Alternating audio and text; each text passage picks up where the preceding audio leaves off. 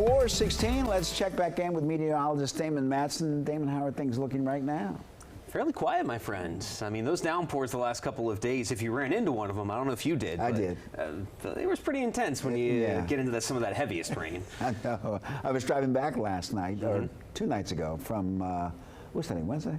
Yes, today's Wednesday. I was driving back Monday night, and I got caught in some sort of a pretty heavy rainstorm, you know, right before Frederick. So. Right, and it wouldn't be all that bad. The rainfall is certainly welcome. What we just don't need are these heavy downpours sitting over some of the same areas. And thankfully enough here today, we're getting a very brief break from all of that before, well, Mother Nature ramps it back up again on us on Thursday and Friday. As we look out toward the Potomac River, down across the D.C. metro, there's some sun trying to break through. First time today we've had that in and around the D.C. metro area. That cloud cover has been very stubborn, a sign of all that moisture that's still in the air. But thankfully enough, the front that's been causing all of the heavy downpours, at least that have been scattered across the area both Monday and Tuesday, it's now well to our south. Now it is draped back across parts of West Virginia into the Ohio River Valley, where there are additional thunderstorms, pockets of heavy rain firing up. But you'll notice across the DMV,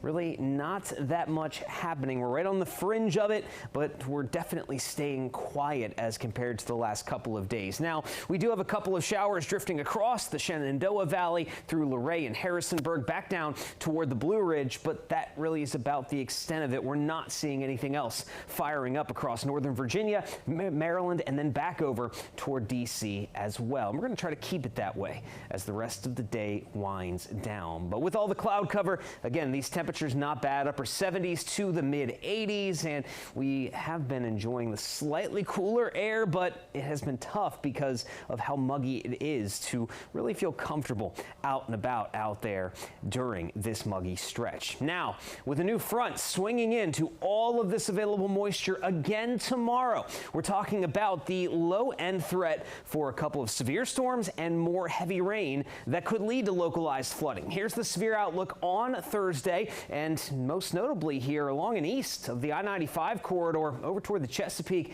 they have bumped that up to a level 2 risk for a few severe storms that could produce some gusty winds. And then in the same token here, the excessive rainfall outlook also bumped up to a level 2 risk tomorrow, as we are expecting more of those heavy, slow-moving downpours. And those that saw a lot of heavy rain over the last few days, you're going to be most prone to some possible flooding issues both on Thursday and possibly even into Friday. But we have to watch how things unfold. And as far as it goes tonight, we're not going to see a whole lot. The clouds hang around. A few showers will continue to the southwest, but otherwise it's fairly tame through your Thursday morning. But watch what happens as that front arrives and taps into all of this moisture. It won't take much. Starting around lunchtime, we'll begin to see scattered rain and some thunderstorms bubbling up, and notice how they will continue almost in a broken line here, crossing the I-95 corridor, the D.C. metro, through the middle, later afternoon hours, and there will still continue to be plenty of rain and some thunderstorms